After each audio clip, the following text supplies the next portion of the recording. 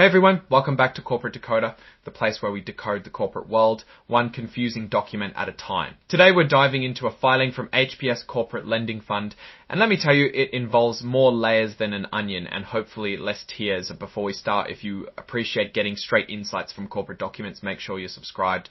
We also have a Discord community linked in the description below where you can chat with other investors. Today's report centers on a massive debt deal, specifically their new $1.25 billion securitization. We are going to explain what all that means, how it works, and why it matters for the company, for you, and maybe even the broader market. On July 10, 2025, HPS Corporate Lending Fund announced they're pricing a $1.25 billion term debt securitization. That's a fancy way of saying they're packaging up a bunch of debt and selling it off in chunks to investors.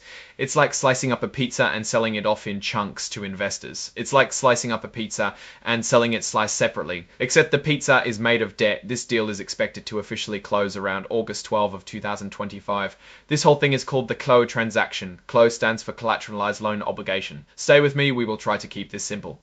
To make it happen, they're using a special company called Emlyn Callow 2025-4 LLC. Think of it as a container specifically made to hold all this debt. This container will then issue something called secured notes, which are basically promises to pay back the money backed by the debt inside. The underlying assets securing these notes are primarily middle market loans, similar to loans provided to medium-sized businesses. It's like saying, hey, we're selling these notes and they're backed by a bunch of loans we gave to regular businesses. This all sounds complex, but at the end of the day, what is important is that HPS is borrowing a lot of money against a promise of future returns. Now, how are they selling these notes? Well, they're doing something called a private placement. This basically means they're selling these notes to a select group of investors rather than offering them to the public. Within this private placement, there are two main classes of notes, Class A and Class B. This is very classic deal structuring. These notes have different levels of risk and return. Think of Class A as the safe slice of the pizza and Class B as a slightly riskier slice. Let's dive into this table, which is really the meat of the story. This is where we see the different classes of notes, how big they are, how they're rated, and most importantly, what kind of interest they're paying. So first up, we have the Class A notes. These are the big boys totaling $681,250,000. They're expected to get AAA ratings from both S&P and Fitch, which basically means they're considered super safe investments, and the coupon or interest rate is SOFR plus 1.54%. Now SOFR is a benchmark interest rate, so this means the Class A notes pay that rate plus an additional 1.54%.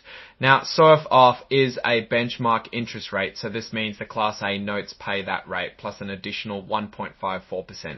Then we have the Class B notes at $168,750,750,750 and FH doesn't S&P, and Fitch doesn't even rate them. This makes sense because AA is lower than AAA, so they are deemed riskier. The coupon is a bit higher too at SOR plus 1.85% because investors want to be paid up more for a bit more risk. Finally, we've got the subordinated notes totaling a whopping $400,000.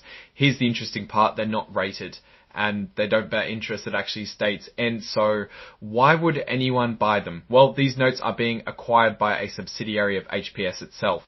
Scroll and Clo 254 Scroll, this subsidiary is called Edlin Seco 2025-4 Investments LLC, and it's buying 100% of these subordinated notes. And here is the kicker, it's required to hold onto them. This is called risk retention. The idea here is that if HPS has skin in the game, they're more likely to manage the debt responsibly. The subordinated notes will not bear interest. However, HPS believes that the Eklund 2T27, roughly 12 years from now.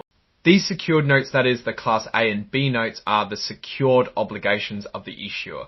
Also, it's worth noting that these notes haven't been registered with the Securities and Exchange Commission, so they're not available to just anyone. They can only be offered or sold under certain exemptions, because without those exemptions, they have to follow SEC rules or blue sky laws. Now, let's step back and put things into perspective. HPS is essentially packaging up a bunch of loans to medium-sized businesses and selling them off to investors. In the form of these notes, it helps them free up more capital to do more business. It's how the modern banking system works. Now looking at these results more broadly, HPS is tapping into the debt markets to free up capital, a fairly standard practice in the financial world. I would say they appear well positioned in the market. A notable risk will be to see if middle market loans underlying all of this still have strong standing in the future. One should keep an eye for news about the types of loans they give out, and in general the health of middle market businesses that the loans are given to. The future outcome here will depend mostly on that.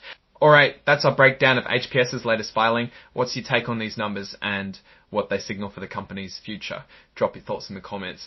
If this analysis was valuable, hitting that like button really helps. Also subscribe for more deep dives. Don't forget to check out the Discord in the description. Thanks for watching. See you next time.